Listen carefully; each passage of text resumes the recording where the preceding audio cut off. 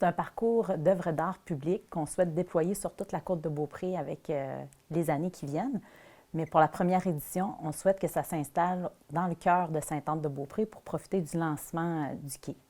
Et ça va commencer dès juin 2022? Oui. Quels sont les objectifs en général de ce projet-là? Comme tu dis, c'est un projet à long terme. Ça ressemble à quoi au niveau des objectifs dans le futur?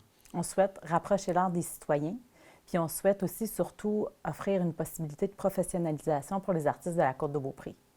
Et pour cette première activité, dans cette première année, ce sont que les artistes de la côte de Beaupré qui sont visés par cet appel de candidature? Tout à fait, oui. On souhaite de choisir que des artistes de la côte de Beaupré pour cette première édition.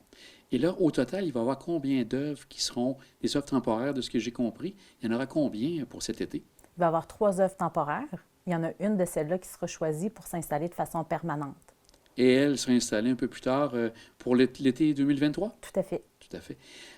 Maintenant, au niveau des œuvres, est-ce que les gens qui souhaitent donner postuler à tout ça ont jusqu'à quand pour le faire? Ils ont jusqu'au 25 mars pour déposer leur candidature.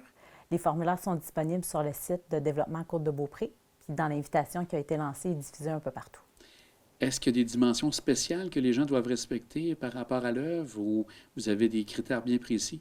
En fait, dans les formulaires, les artistes doivent mentionner les dimensions de l'œuvre qui est attendue, puis par la suite, on pourra établir avec eux les endroits précis où sera installée l'œuvre. Et les artistes peuvent compter sur l'aide financière dans le projet?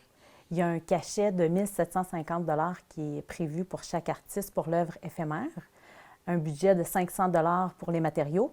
Pour ce qui est de l'œuvre permanente, il y a un 5 000 qui est prévu pour les cachets et les matériaux.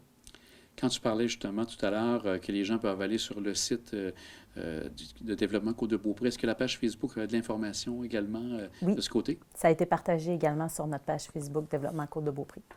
Les gens peuvent te rejoindre également. À quel numéro Oui. peut te rejoindre, Michel, à ce moment-là? Au 418-827-5256 au poste 205. Aussi, Michel, j'en profite que tu sois là aussi pour parler de l'entente culturelle. Les projets, les appels de projets étaient jusqu'à la mi-février. Est-ce que les gens qui ont présenté des projets pour l'entente culturelle peuvent s'attendre à des nouvelles bientôt? Oui, très bientôt. On va bientôt se réunir avec le comité de gestion pour établir les projets qui seront sélectionnés.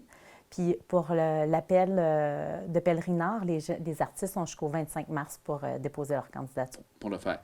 Pour l'entente culturelle, est-ce que tu as vu des projets très intéressants qui vont faire la popularité de la culture ici sur la côte de Beaupré? Ah, tout est secret.